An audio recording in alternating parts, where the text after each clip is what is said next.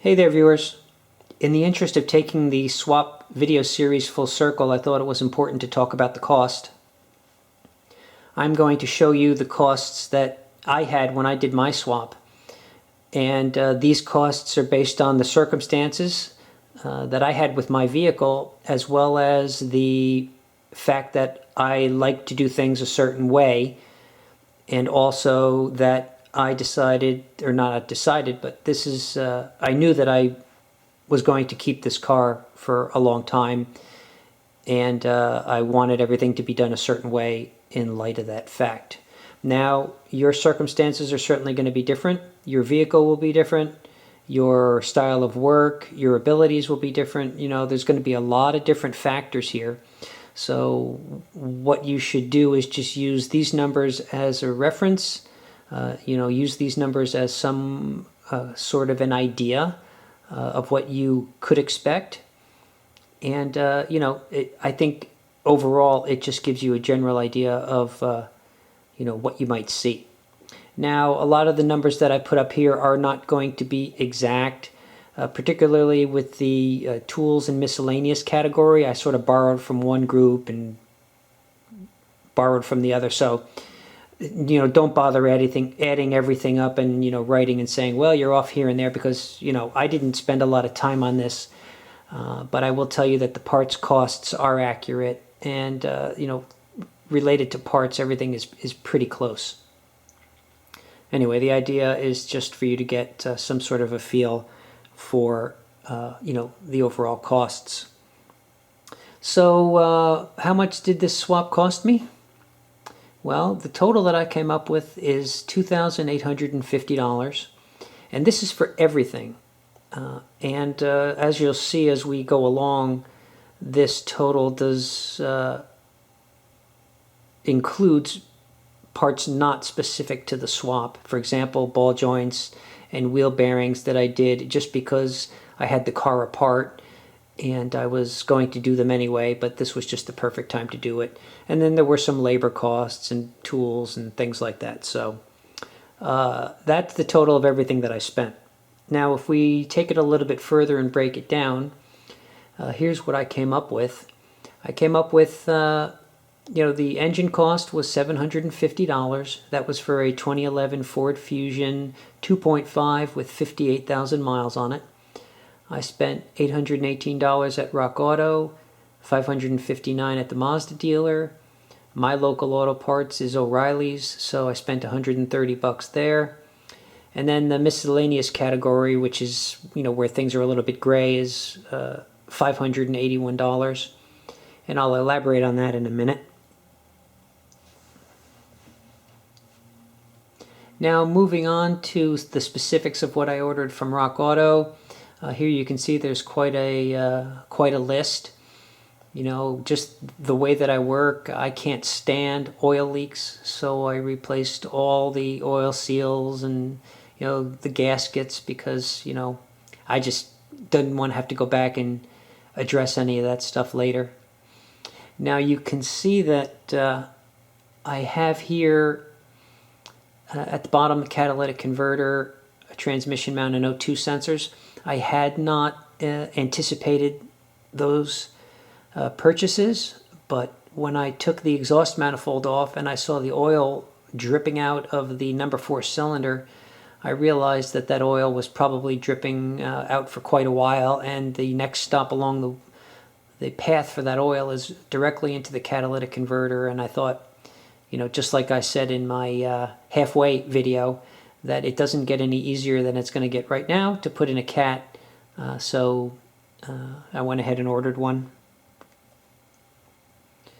Moving on to the Mazda dealer, you'll see that I ordered more seals. I ordered a flywheel because I wasn't about to have the flywheel, the original flywheel with 150,000 miles on it, resurfaced. That would just be flat out foolish. It wasn't in bad shape. Well, it wasn't in good shape either, but I guess if I absolutely had to, I could have had it resurfaced and used it. That alone would have cost me about $60. So you'll see the bolt, the washers. I got a rather pricey rear main seal for $60. I could have probably gotten it for $40 somewhere else. Pilot bearing is necessary because most of these Fusion engines are automatics. And then of course you've got flywheel bolts and some additional clutch parts. Moving on, I have a list here of the tools that I bought because I figured a lot of people would want to know. I did not expect to spend this much on tools, these are also miscellaneous items as well, but that's just the way it worked out. So here is the list. The timing tools are an absolute necessity unless you know somebody who has a set, which is probably pretty unlikely. The 23mm socket was necessary because the transmission bolts are 23mm, and if you want to drain or fill the oil, you'll need that. Although I guess you could use the 23mm wrench that you see at the bottom, which you need for turning the camshafts. You don't need it, but that's the size of the hex on the camshafts. I guess you could use that for your transmission drain bolts, drain and fill bolts. The steel bar I needed because I used that as a pulley holder and as a crankshaft holder, so that came in very handy. The extractors, the vacuum gauge, and the JB weld were used as part of my troubleshooting. Well, the vacuum gauge and the JB weld were troubleshooting. The extractors were because of a broken bolt. And then I broke down and I bought a deep half-inch drive socket set. I've been meaning to get one for a long time, and I just decided that this was the time, so I went ahead and bought it. Moving on to the miscellaneous category, which is where the numbers don't quite add up, but I moved back and forth between here and some of the tools. As I said, I put in a set of wheel bearings and ball joints. Shop cost for that was $107 because I didn't feel like doing it myself. I paid a friend's son to deliver the engine and to take back the core. And then I wasted $160 of my hard-earned dollars on a timing hack job when I should have done it myself. And that's a cost that you will not have to incur because I intend to make a video to show you exactly how to do it. So you won't have to worry about that, but those are some of my miscellaneous costs. Now, after I put together the totals, I had some mixed feelings about, how high the number was. So I did a little bit of research on the web, trying to get some information about how much swaps cost other people. And I found a couple of channels on YouTube where people talked about their swaps. A lot of them were Honda guys. And some of these guys were swapping engines, junkyard Honda B18 and B16 engines into their, 90s and early 2000 Honda Civics and other things for around $3,000 total cost.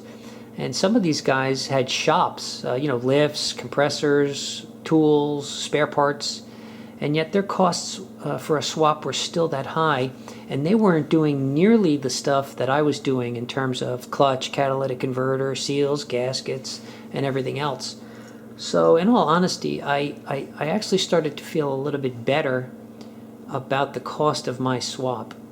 Now, I began to think, if I had to do this again, knowing what I know, and taking out a lot of the miscellaneous costs that weren't relevant specifically to the swap, I came up with a slightly different number, and I came up with $1,890.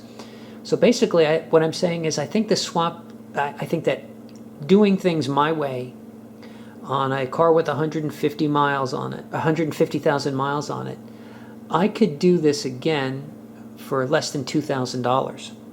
So I went ahead and put together a list of parts that I would have bought under the same circumstances with this car, but without all of the other costs.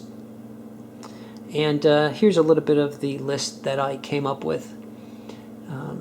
So the engine is an area where there's a lot of leeway. I bought a newer, lower mileage engine, but I could have bought an older, higher mileage engine for $250 less and saved a considerable amount of money there. But knowing myself, I probably would have bought, I probably would have bought the same engine, because to me, $750 seems like a reasonable price for that year and that mileage. Now here's the list of things that I personally would probably change at the time of an engine swap. Here again, you'll see that there's a clutch kit, a CAT and O2 sensors, and of course, in my particular case with this car, I certainly would have done that, but I didn't absolutely have to do the CAT or the O2s. Bolstering my decision to do that was the fact that monitoring scan data before the swap, I could see that the downstream CAT was following the upstream, and even though that's not conclusive, it just seemed to me like things were heading that way. So I went ahead and decided, I think I would do it again, is what I'm saying. Moving on to what I would get from the Mazda dealer, you can see that the list is pretty much about the same, because these parts were necessary with that original equipment clutch being in there. So that really wouldn't change all that much. Now, moving on to what I would have bought from my local auto parts store. I still probably would do an oil change, and you still leak out some gear oil. You need Permatex, antifreeze. I found that changing the spark plugs was a really good idea, because in my particular case, since the timing was off, at one point things had degraded into a crank no start, and it turned out that the plugs were so badly fouled that the thing wouldn't even start. So the $30 that I spent on spark plugs was money well spent, and I would probably do that again. Now, having said all this, it's, you can see that it would have cost quite a bit less, and I wouldn't have all those other miscellaneous and tool costs now that I have most of the stuff that I need. And I could have, probably borrowed those tools from people that I know, but that's just not my nature to borrow tools. So, it could have been done for under $2,000. Now, how much could you do it for? Well, that depends on your list of must-haves, how you do things, and, what vehicle you're working on, meaning the condition of the vehicle that you're doing the swap in. Who knows? You may have changed your clutch at 100,000 miles and it's still in great shape. Maybe along the way you've changed your axle seals. Maybe you've changed motor mounts. Maybe your CAT is in great shape, even though you've got a high mileage car, and your O2s are, operating perfectly as well. So, depending on your situation, I think that this swap can be done for a lot less, and you shouldn't be overwhelmed by my 2,800 figure, because most likely you wouldn't do things the way that I do them. Now, I'm guesstimating, but to me, it seems like this swap can be done for $1,500 or less. I honestly feel like that is a realistic number. And again, while that does depend on your circumstances, I think if you were in a jam and you just needed to get an engine back in your car and get your car back on the road, and you chose this route, you could do it for under $1,500. So that's my 2 cents on it. I hope this helps. If you have any feedback on how much your engine swap costs were, we'd love to hear it. And you can put that in the comments below. Otherwise, thanks for watching.